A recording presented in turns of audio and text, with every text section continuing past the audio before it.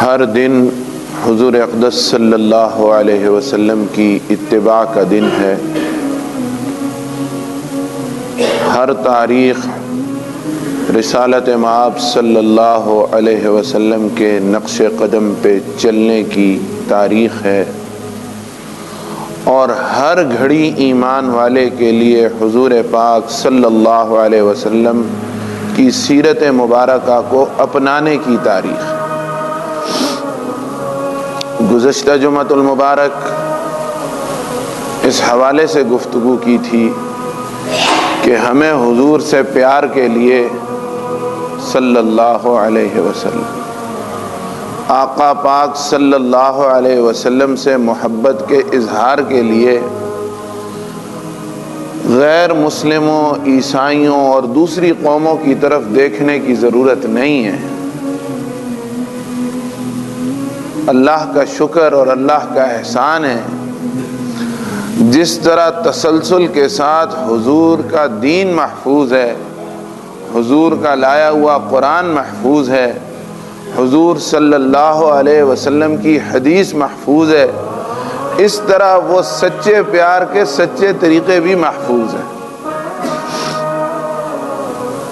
آدمی دوسری طرف تب جائے جب اپنے پاس کچھ نہ ہو، سب کچھ ہوتے ہوئے غیروں کے دروازے پہ جانا، یہ مسلمان کے تو شایان شان ہرگز نہیں، ایک باوقار انسان کے انسانی وقار کے بھی خلاف ہے۔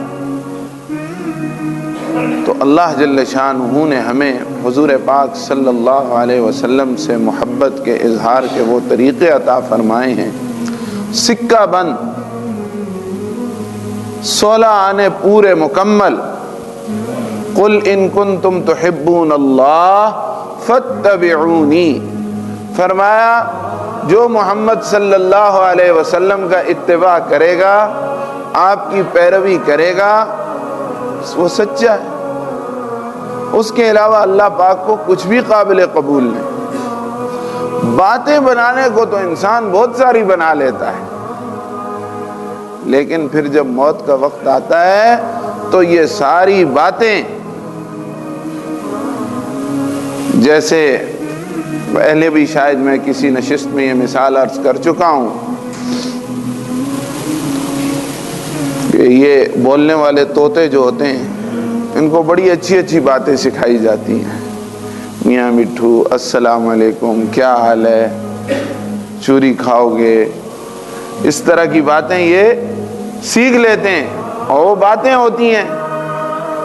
اور کبھی ایسا ہو کہ پنجرے کا دروازہ کھلا رہ جائے اور موٹی بلی اس پنجرے میں حملہ آور ہو جائے، باہر نکلنے کا راستہ نہیں ہے، اور بلی اب اس کو جھپٹتی ہے، پنجہ مارتی ہے، پکڑنے لگتی ہے، تو اس وقت اس کو سارا میاں مٹھو اور السلام علیکم اور چوری کھاؤ گے بھول جائے گا۔ کیا آواز نکلے گی؟ وہی ٹیں ٹیں ٹیں جو اس کی آواز ہے۔ یہ ساری باتیں، یہ سارے فلسفے دھرے کے دھرے رہ جائیں گے کہ قبر میں انسان جائے گا تو پوچھا جائے گا 12 ربیع الاول کو بتیاں لگائی تھی کہ نہیں لگائی تھی، قمقمے سجائے تھے کہ نہیں سجائے تھے۔ آج کل ہوتا ہے نا، اور آج کل تو آسان ہے، انگلیوں سے باتیں کرتے ہیں، اس نے ایک ٹک کی اس کو موصول ہو گیا، اس نے ٹک کی آگے چلا گیا۔ اس وقت صاف بتایا گیا کہ پوچھا جائے گا مر ربک ما دینک ما تقول فی ھذا الرجل صلی اللہ علیہ وسلم۔ وہاں یہ قمقموں اور بتیوں کی بات نہیں ہوگی۔ اور فرمایا جس نے زندگی ایمان کے تقاضوں اور رسول اللہ صلی اللہ علیہ وسلم کے طریقوں کے مطابق گزاری ہوگی، وہ کہے گا ربی اللہ دینی الاسلام وہذا نبینا محمد صلی اللہ علیہ وسلم۔ اور جو اس پیمانے پہ پورا نہ اترا، ساری دنیا کی پوسٹیں بھی اس نے کی، خیراتیں بھی اس نے کی، جھنڈیاں بھی اس نے لگائی، سجاوٹ بھی اس نے کی۔ حدیث میں آتا ہے کہے گا ہا ہا لا ادری، ہا ہا لا ادری، ہائے ہائے مجھے نہیں پتا، ہائے ہائے مجھے نہیں۔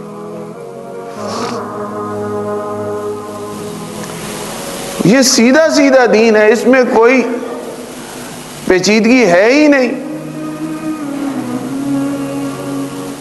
حضور اقدس صلی اللہ علیہ وسلم کی ذات اور آپ کی نورانی تعلیمات اور نور مجسم سرور عالم صلی اللہ علیہ وسلم کی حیات طیبہ اللہ نے ہمیں اس لیے عطا کی کہ ہم اس کے مطابق عمل کریں، اور قرآن مجید بھی اس لیے عطا کیا کہ ہم اس کے مطابق عمل کریں۔ قد جاءکم من اللہ نور و کتاب مبین، یہ آیت شریفہ گزشتہ جمعے بھی پڑھی تھی، اس جمعے بھی پڑھی، تلاوت کی۔ اس میں علماء کے ایک طبقے کی رائے ہے کہ حضور اقدس صلی اللہ علیہ وسلم اور قرآن مجید دونوں کا تذکرہ ہے۔ قد جاءکم من اللہ نور و کتاب مبین، کتاب مبین بھی اللہ پاک نے اس لیے عطا کی۔ تو میں نے آپ کو 2 جمعۃ المبارک پہلے آج کل بولی جانے والی، کہے جانے والی ایک غلطی کی طرف توجہ دلائی تھی کہ اللہ جل شانہ کسی کے پارٹنر نہیں ہے، اور کوئی اللہ پاک کا پارٹنر، سب کچھ اللہ کا ہے۔ بندے بندوں کے پارٹنر ہوتے ہیں، اللہ پاک کسی کے پارٹنر۔ ہاں یہ کہے میں خدا کے نام کا دوں گا، خدا کی راہ میں دوں گا، خدا کے لیے اپنے مال میں سے حصہ نکالوں گا، خدا کی رضا کے لیے نکالوں گا، یہ کیا کہتا ہے اللہ پاک کو میں اپنے بزنس میں پارٹنر بناؤں گا؟ نعوذ باللہ۔ نیت ٹھیک ہوتی ہے بیچارے کی، لیکن ماحول جو خراب ہے، اب کیا کریں؟ ماحول ایسا ہے، بس پیسے آنے چاہیے جس طرح بھی آئیں۔ غریبوں کو کھلا کے آتے تو کھلا لیں گے، نہیں کھلا کے آتے تو نہیں کھلائیں گے۔ یہ کوئی بات ہے؟ غریبوں کو اس لیے کھلایا جاتا ہے کہ اللہ راضی ہو، آخرت میں کام آئے۔ کاروبار چلتا ہے نہیں چلتا وہ تو کرنا ہی کرنا ہے، مرنا تو ہے، قیامت سے تو واسطہ پڑھنا ہے۔ اللہ تعالی ہمیں ایمان نصیب فرمائے، یقین درست فرمائے ہمارا۔ تو اس طرف آپ کو توجہ دلائی تھی کہ ایسا نہیں ہوتا۔ اللہ میاں کا شیئر اور اللہ میاں پارٹنر، یہ اگرچہ ہم نہیں کہتے کفر ہے، وہ بیچارے کی نیت تو صحیح ہوتی ہے، لیکن یہ کہنے والے الفاظ نہیں ہیں، ان سے بچنا چاہیے۔ پارٹنر کا مطلب شریک ہوتا ہے، اور اللہ اشہد ان لا الہ الا اللہ وحدہ لا شریک لہ لا شریک لہ لا شریک لہ۔ اسی طرح ایک اور بات جو سامنے آئی، واسطہ پڑتا ہے تو سامنے آتی ہے، پھر ہم سوچتے ہیں چلو بتا دیں گے جب ملیں گے۔ ایک صاحب آئے تو کہنے لگے کہ جی صبح صبح موبائل پہ قرآن مجید کی کون سی سورت لگانی چاہیے؟ سوال سنا آپ نے؟ صبح صبح گھر میں موبائل پہ قرآن مجید کی کون سی سورت لگانی چاہیے؟ میں گڑبڑا گیا کہ کیا جواب دوں، کہ بھائی قرآن مجید تو پڑھنا چاہیے، اللہ پاک توفیق دے۔ کہ نہیں جی اگر سننا ہو تو کون سی سورت سننی چاہیے؟ کہ سارا قرآن مجید برابر ہے، کہیں سے بھی سن لو۔ لیکن اصل بات یہ ہے کہ صبح اٹھو، جیسے مسلمانوں کا طریقہ ہے، نماز پڑھتے ہیں، نماز سے پہلے یا نماز کے بعد کوئی سورہ یاسین پڑھتا ہے، کوئی 5 سپارے پڑھتا ہے، کوئی 3 سپارے پڑھتا ہے، کوئی 1 سپارہ پڑھتا ہے، کوئی 1 رکوع پڑھتا ہے، کسی کو کچھ نہ آتا ہو قل اللہ شریف پڑھتا ہے، کچھ تو پڑھتا ہے نا۔ ایسا ہی تھا اب تک۔ تو میں نے کہا بھائی وہ پڑھو، لیکن وہ اپنے سوال پہ بدستور قائم رہا، اور اس نے کہا کہ جی سورہ رحمان سن لیا کریں۔ میں نے کہا ہاں سن لیا کرو، اس میں کون سی غلط بات ہے، سن لیا کرو۔ لیکن بات میرے پلے نہیں پڑی کہ یہ چاہتا کیا ہے۔ میں نے کسی سے کہا کہ یہ کیا مسئلہ ہے، یہ کیوں اس طرح پوچھ رہا ہے؟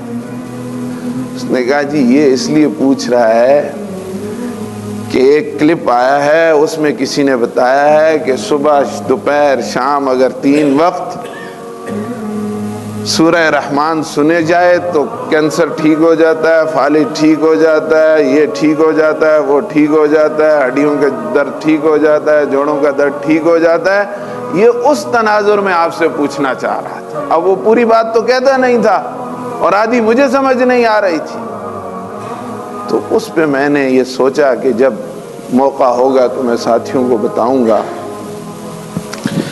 کہ سورہ رحمان سننے سے، قرآن مجید سننے سے اگر کسی کا کینسر ٹھیک ہو گیا، بڑی سے بڑی بیماری آج کل یہی ہے نا، فالج ٹھیک ہو گیا، دل کے بند وال کھل گئے، شوگر ختم ہو گئی، اضافی کولیسٹرول اس کا نارمل ہو گیا، ساری رپورٹیں اس کی درست ہو گئی، سارے درد اس کے دور ہو گئے، سارے بدن کی خرابیاں اور نقص ختم ہو گئے، لیکن ہدایت نصیب نہ ہوئی تو خدا کی قسم اس سے بڑا محروم کوئی نہیں ہے۔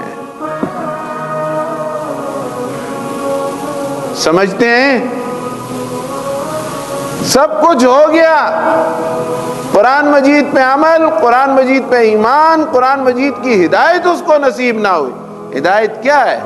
اللہ کا حکم مانے، اللہ کی نافرمانی سے بچے، اور اسی کو ہدایت کہتے ہیں۔